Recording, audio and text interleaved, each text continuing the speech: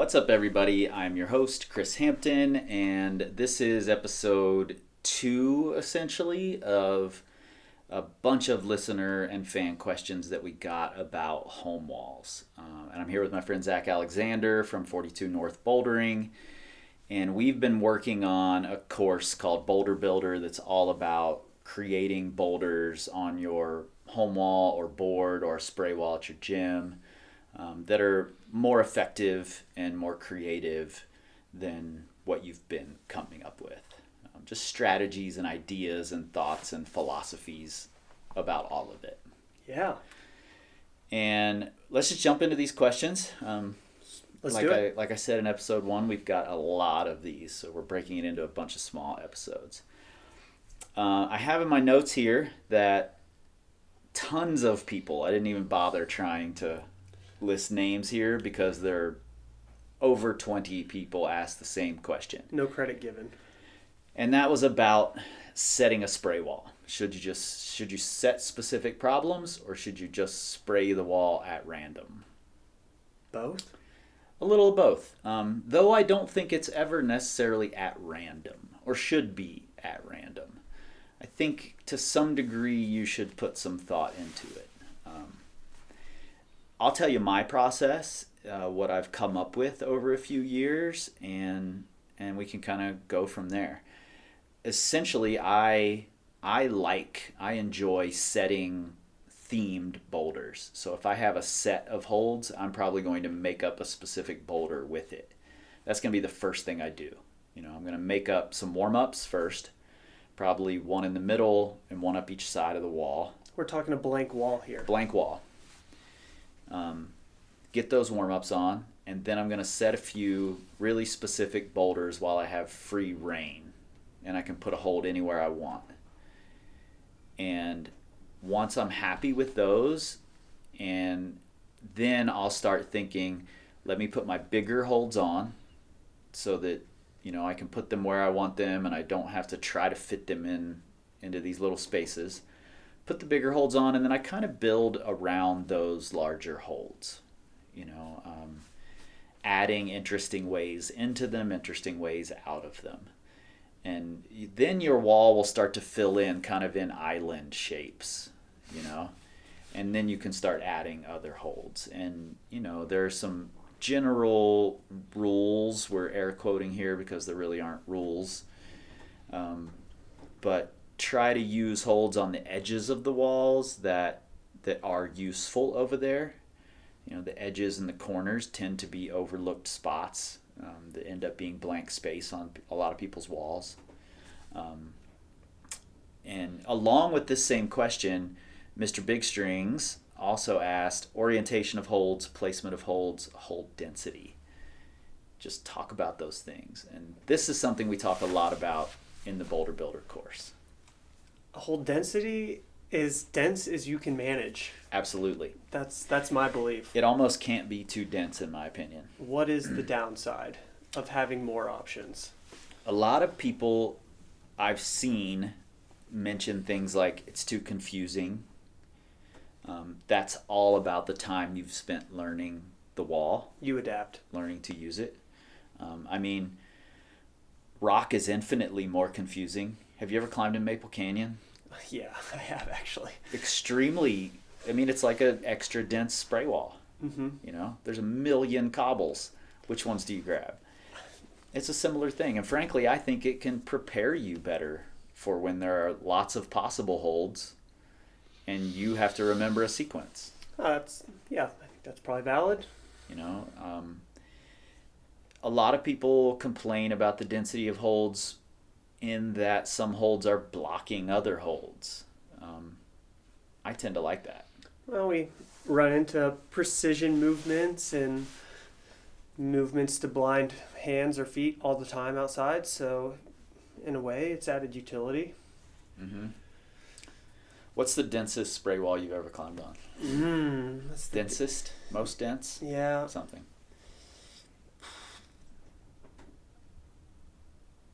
The current rendition of the machine shop is up there. It might be the densest. I've seen a few spray walls at gyms, that were extremely dense also, but I'm like going off of memory, and the density down in the machine shop is pretty high. It is, especially in some spots on the wall. Some Yeah. spots are way more dense than others, and are actually spots that I'm really proud of, like puzzle piecing holds in there that can all be usable. And I think that's something that needs to be thought about when spraying holds on a wall. One of the things that happened early on in the machine shop was that some people were in there just putting holds on at random, and I was trying to be really deliberate in how I placed holds, and I would run up against this space where there's like a, say a 1 foot hole, a 1 foot square, and somebody put a hold right in the center of it, and that limits everything around it. Mm-hmm.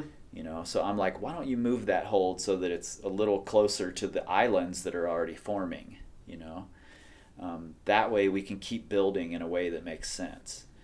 So I think you do have to be careful about the random spray, because it's going to make it harder to get a good density, and we're calling as dense as possible a good density. Yes. And be choosy about where you're putting footholds. If you're like making a problem up on a spray wall and you want a foot over here in this space, instead of putting it right in the middle of the space, put it close to a handhold where it's not going to affect using the handhold. It's not going to affect putting another hold in that space when you have one that fits there. So be choosy about those things, I think, is really important. Yeah, I definitely think that thinking about where your handholds are going is a benefit. But like you said, as the wall evolves, you're going to go from, all right, nice evolution is potentially going from setting individual boulders to thinking about it, but filling in the spaces. Yep, and you can always reserve the right to adjust. Our wall is set. We aren't going to change classic boulders. They're going to stay up for as long as they can, which ideally is forever. But we do reserve the right to adjust things. If there's a hold that's not getting used a bunch, if there's a hold that's in the way of other things and we'd rather move it somewhere else and, make it all more useful, then we can absolutely do that. And we do that on a, somewhat regular basis. Every few months there are little tweaks that happen to make the wall better. Mm-hmm. So if you do set it in such a way that an area isn't super useful, feel free to rework it. You don't have to reset the entire wall. It's not an all or nothing thing here. Yeah, absolutely. Mr. Big Strings mentioned the orientation of holds. That's something we both think is really important. I think it's important when you're setting your wall initially and when you're building boulders, which is something we talk a lot about in the course. Yeah, every orientation. Yeah. That's my thought. I use holds outside at all orientations, at all angles. I don't see why I wouldn't give myself the opportunity to do the very same thing inside. Yeah, don't forget about underclings. They get forgotten so often on home walls unless it's just a start hold, Yeah. Don't forget about putting underclings halfway up the wall, 3/4 of the way up the wall. Scatter them around. When you're putting a hold on the wall, if it's a hold you absolutely adore and you have to use it with your left hand because that's your nostalgia dictates so, then by all means do it. But otherwise, forget the whole conversation of this is a left hand hold, this is a right hand hold. If it is truly only usable one way, fine. Most holds are not. Most holds can be used a bunch of different ways that you didn't imagine they could be used. So don't be afraid to put things where you think is not the absolute optimal place, because you'll find ways to use it. Yeah, it's not set in concrete. It can always be moved if you find that it's not a good spot or not a good way. But Yeah. and I think I've seen lots of photos of walls where the holds, maybe they have underclings and they have side pulls and they have down pulls, and then they'll turn holds to 45 degrees in every direction, but it'll stop there. There won't be as much of those in between angles, Right. which, again, why not? Yeah, I agree completely. There's also one issue I run into myself, because I love old holds. I enjoy the history of holds. I tend to, when I get a really cool hold that I'm excited about, I want it to be as useful as possible. But in our situation, I can't just put that hold anywhere anymore. No, that's a trap. And it makes me nervous. Like I don't want to take this really cool hold and make it a start hold. It only gets to be used as a start hold, and like you said, that's a trap. And I fall into it frequently, and I have to continuously remind myself not to get trapped there. Yeah, I love start holds. I think I'm probably trying to convince you to put stuff on as a start hold all the time, really. Well, it's one of the only places we have left on the wall to put things, so Yeah. Well, and you're going to win that argument. Yeah, and the first move of a wall, I mean, all of our spray walls, we're not in commercial gyms where these bouldering walls are terrifyingly tall now. So that first move is important, Yeah. I feel that way, so I like awesome start holds. I know when we go outside, we get excited about sweet start holds, so Yeah. I feel the same when I'm gripping plastic or wood or whatever it is. Yeah, totally. So this is one of those questions, the setting a spray wall, that's been one of those things I've been asked thousands of times over the last couple of years, and it's so hard to just talk about it or just show it in a video. You almost have to have multiple different mediums coming at it, And this is one of the things we hope to tackle in another branch of the Essential Spray courses where Boulder Builder is, like how the initial set on a spray wall should be accomplished, or different ways you can go about it to come up with an effective wall. So that's down the road, but hopefully coming. Next up, from Tom tries hard, climbs okay. Hi Tom, by the way. And Chris Snow. Tom says ways to train endurance on a home wall, and Chris Snow said how to make endurance on a home wall not super monotonous. And I'm going to go ahead and go on record as saying that endurance training is monotonous, no matter what you do. Just by nature. Just by its nature. But you can learn to love monotony. I have a certain affinity for monotony. It might take me a little while to click into it, especially these days, but I still do love it. I love doing the same circuit over and over and over and over and over until I've perfected it. And it's fucking monotonous, but you can learn to love it. Ways to train endurance on the home wall. What do you do? Well, I try not to. we should start there. Yeah.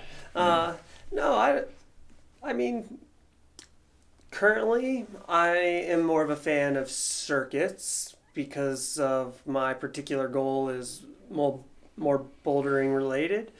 But I have before set routes on the wall that include up climbing, down climbing, traversing, just to cover all the territory and do lots of moves in a row so that, you have a 50 move route, and then gradually increase the difficulty of it by changing out one of the good holds with a worse hold or something to that effect. But these days I kind of like the circuits, mostly because it gives me more rest and my goal is different.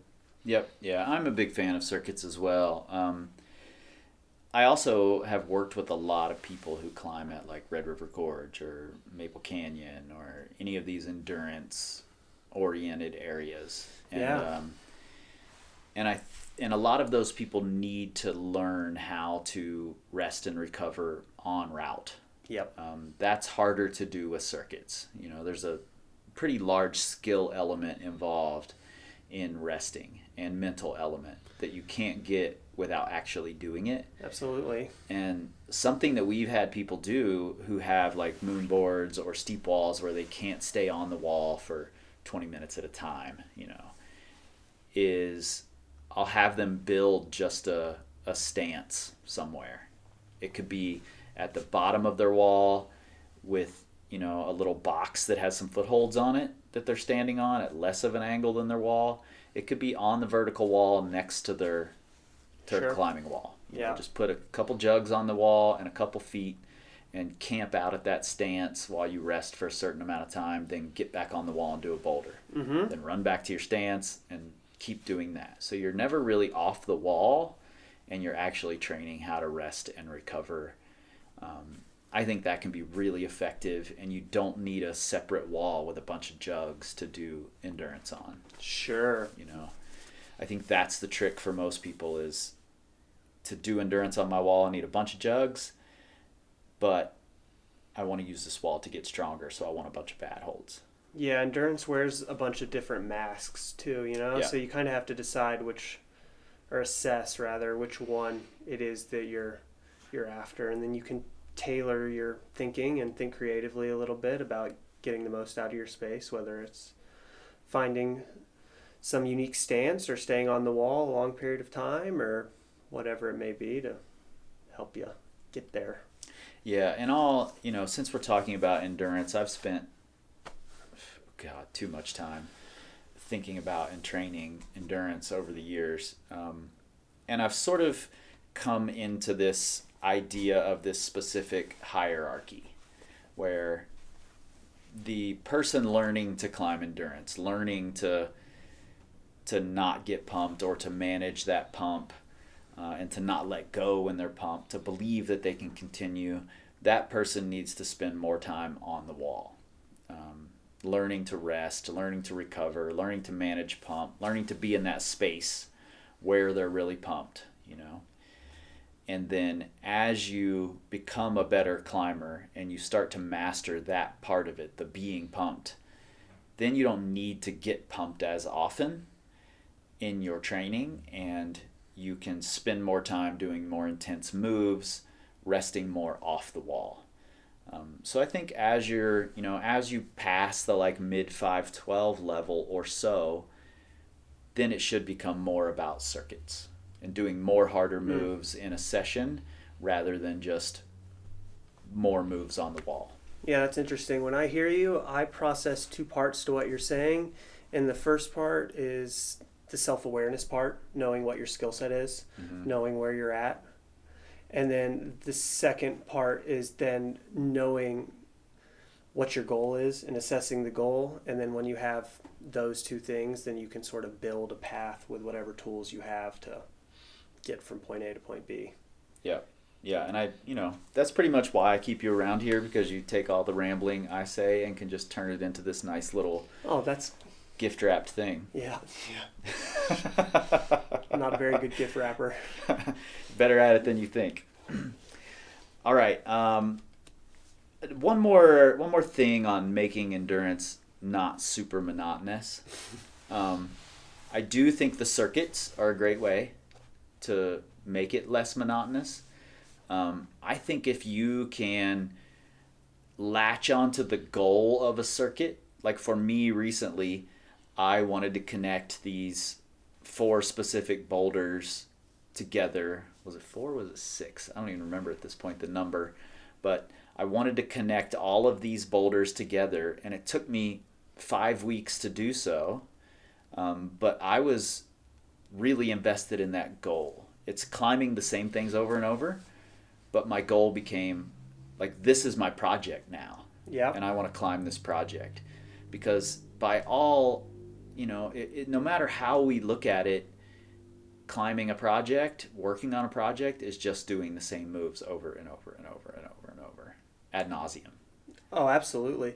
I agree with you. I think that you have to find your way to stay motivated. And I sort of have a similar method where, a year ago, the world looked a little bit different, and I had a plan to go on a climbing trip across the globe and I had a very specific goal in mind, and it was a sport climbing goal. It was a route that I wanted to do, and there's lots of videos of this route, so I watched all the videos, and then I set a circuit trainer in the machine shop of all of the different boulder problems that were the crux boulder problems in the videos, and then I filled it in with the style of the route. And I had steadfast in my head that goal was something that I wanted to set myself up as good as possible to accomplish. And I climbed on holds in a monotonous manner at an angle that is not always my favorite and the most fun, with serious intention because I was motivated for that thing. And I just found my way to fuel my fire, and that was that. Yep. Yeah, I think that's exactly it. You just have to find the thing that motivates you and somehow apply it to that endurance training that you're doing. Yeah. Good luck. Yeah. All right, last one for this episode from Burrito Six Pack, which, wow, that's a pretty damn good name. Sweet. And I particularly love this one. Efficiently building a working library of problems that's actually going to make you better and stronger. And I particularly love this one because it's exactly what we've been doing. You and I, we've been deeply mired into this for the last couple of weeks, filming videos, having conversations, really breaking down the ideas, the philosophies behind the answer to this question. Yeah, Burrito Six Pack, this Teachables course that's coming from Power Company Climbing Academy is for you. Yeah, the Boulder Builder course is exactly about this. And I mean, I think we could try to sum it up really quickly, and we should. Essentially, it's helping you find the objectives for the boulders, walks through a bunch of methods of creating boulders, the variables that you can manipulate to attain specific difficulties of boulders, and how you can do that, both like physical on the wall strategies and your own mental strategies and tactics. And then we go through 20 or more at this point, since we keep adding on machine shop boulders, and we discuss the individual parts of those and how all the things we've talked about in the course relate to them. Yeah. Did I miss? I'm sure I missed things. No, I think that's a pretty good synopsis of the big umbrellas that we dive into. I want to break his question down into its parts, because the first part that's important to me is the end that'll actually help you get better. Or yep. I'm paraphrasing because I can't see the screen. Yep. Actually going to make you better or stronger.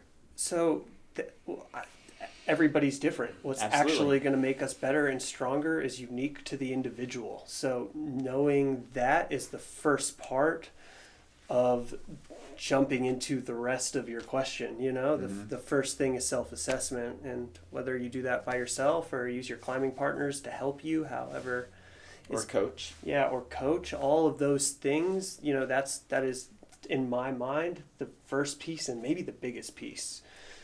Yep. And then it is building an effective library of boulder problems, right? That's the next part of the question. Well, I think maybe it could be flipped for some people. I certainly have clients, I have friends who are good at assessing what they need to do to get better, or what qualities they need as a climber to be a better climber, but they don't know how to attack them on the wall. Yeah. So which part of this question is most important also depends on the individual. Oh, sure. Okay. So you have your assessment element of the question, your self-awareness element, and then you have the part of implementing that awareness in a effective way by building problems and then consequently climbing on them. You know, when you and I were tackling this originally, Mm-hmm. you know, we started talking about the Boulder Builder course and making this thing, and we talked about this on episode 1, but I think your sort of perplexed face as you were thinking about this question kind of says it all. It was a topic we thought, okay, let's just knock out a quick little course and, you know, make it available to people. And here we are a month later, having made, you know, like 50 videos at this point, and you know, have hours and hours of conversation, because it's a much deeper topic than we expected it to be. Yeah, it's tough with for me, for a question like this or for a topic like this where it's so individualistic, to create one thing that is beneficial to everybody. And I sort of had to come to the conclusion that everybody, I want it to be beneficial to everybody, but everybody is probably going to get something different out of it. And if we achieve that, that's pretty good. Yeah, and I think what we did in the course, in, you know, talking through the philosophies and the ideas and the, you know, our own theories, and, you know, working through it in real time a little bit, having conversations like this, for me, that's the importance of it. If it were a course that said, take your second foothold on your boulder problem and turn it 45 degrees, you know, then it's bullshit. Then you're making one thing work for one person that isn't easily transferable to everyone. Well, you're giving them a fish often rather than teaching them to fish too. Yeah, so burrito 6-pack, we're just going to tell you have to learn to fish here, and give you the, you know, the Boulder Builder course, which is in the show notes in your pocket supercomputer, or it's right there in the description on YouTube, wherever it is you're watching this, and you can find it at powercompanyclimbing.com. At this point, you might be able to find Zach at 42northbouldering.com, if not soon. Yeah. Well, and the Rock Shop Guidebook will be out this summer. The Rock Shop Guidebook will be out this summer, and the website and the Instagram may be live depending on when this is released. And if it's not, it will be shortly. Yeah, and you'll be hearing about that here for sure. In the meantime, you can definitely find me on Facebook and Instagram at Power Company Climbing. You can find me on Twitter, but it won't actually be me. It's just people talking about the podcast, because we don't tweet, we scream like eagles.